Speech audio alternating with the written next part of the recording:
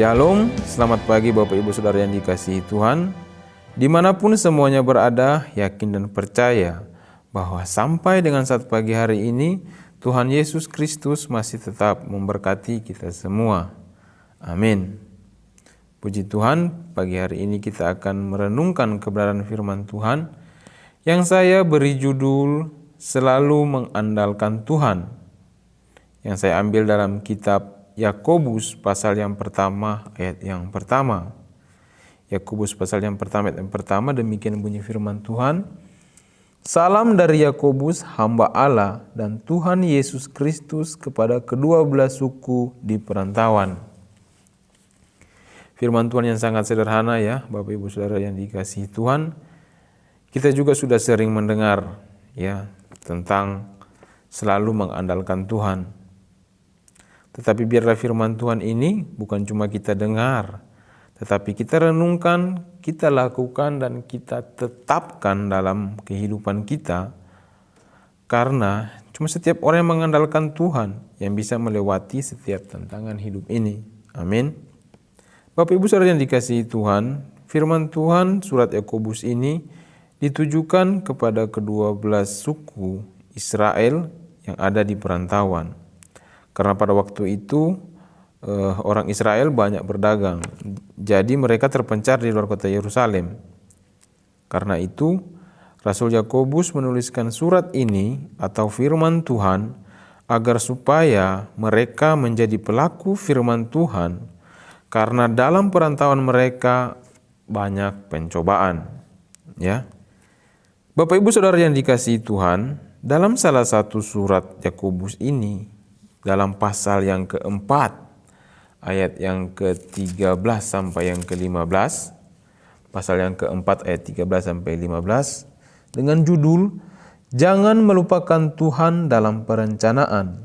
Jadi sekarang, hai kamu yang berkata, hari ini atau besok kami akan berangkat ke kota Anu, dan di sana kami akan tinggal setahun dan berdagang serta mendapat untung. Sedang kamu tidak tahu apa yang akan terjadi besok. Apakah arti hidupmu? Hidupmu itu sama seperti uap yang sebentar saja kelihatan lalu lenyap. Sebenarnya kamu harus berkata, jika Tuhan menghendakinya, kami akan hidup dan berbuat ini dan itu.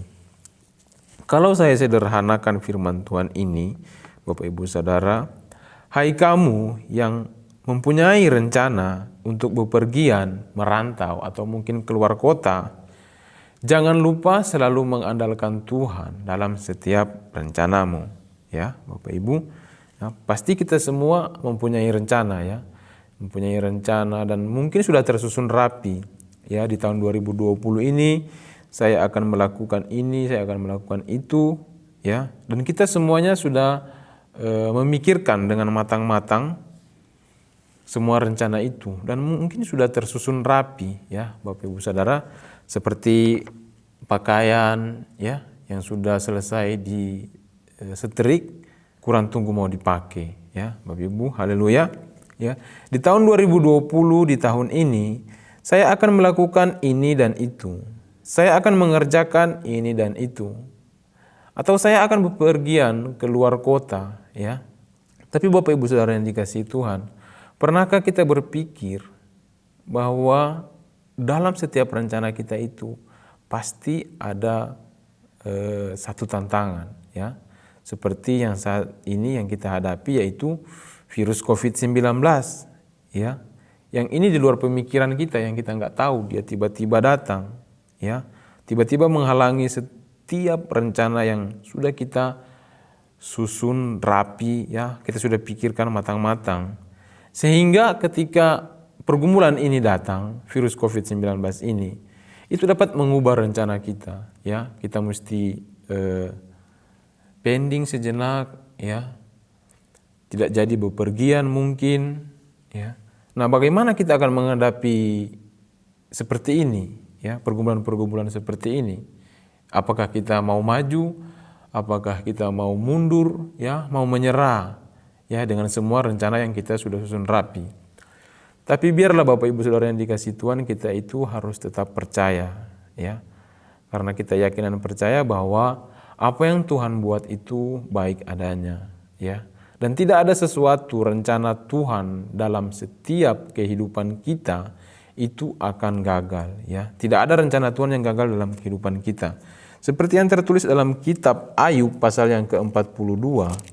Kitab Ayub pasal yang ke-42, di sana dikatakan ayat yang kedua, "Aku tahu bahwa engkau sanggup melakukan segala sesuatu dan tidak ada rencanamu yang gagal." Ya, sangat jelas sekali firman Tuhan mengatakan bahwa tidak ada rencana Tuhan yang gagal. Seperti yang tertulis dalam kitab Yeremia di sana, bahwa rancangan-rancangan Tuhan itu adalah rancangan damai sejahtera.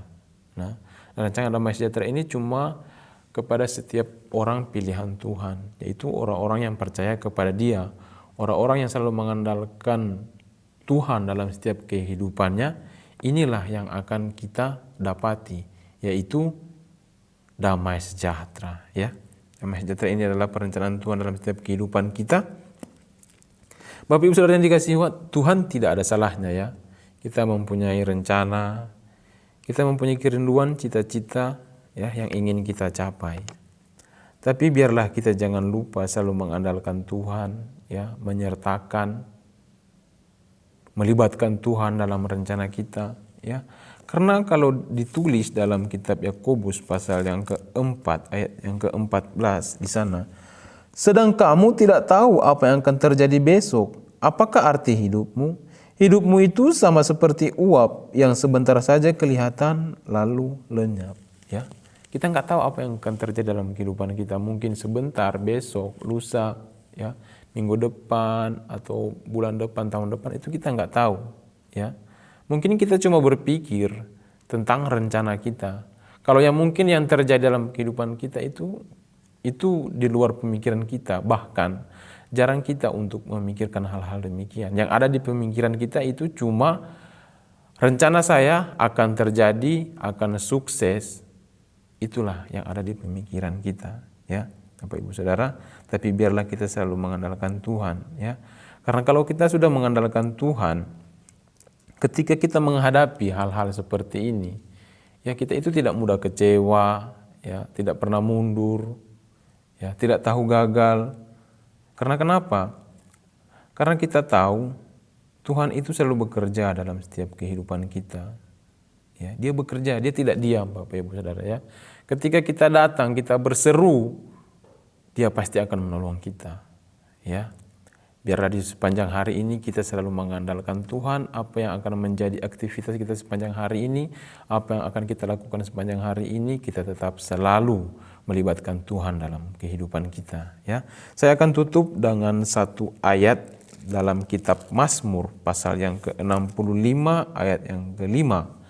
Kitab Mazmur pasal ke-65 ayat yang ke-5, demikian bunyi firman Tuhan. "Berbahagialah orang yang engkau pilih dan yang engkau suruh mendekat untuk diam di pelataranmu.